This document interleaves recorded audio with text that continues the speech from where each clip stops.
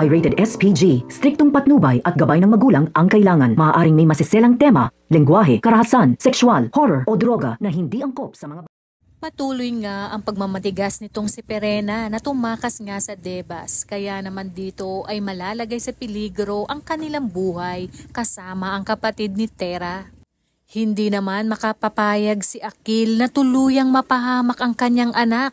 Kaya naman nakiusap ito sa mga tagabantay ng Debas na kung maaari ay payagan siyang sundan sina Perena. Samantala, narating na nga ng mga sangre ang Miniabe kung saan nakakulong sina Danaya, Alena at Cassiopeia.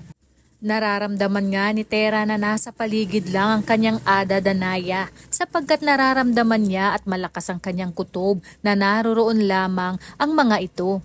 Kaya naman dito ay sinabi ni Cassiopeia na gamitin ni Tera ang kanyang puso upang matukoy nito ang kinaroroonan nila. Sa kabilang banda patungo na rin sina Olgana at Metena sa Meniabe. Naisip kasi ni Metena na maaari niyang gamitin si Danaya laban kay Tera. Kaya naman dito ay magpapang-abot ang mga sangre at sina Metena.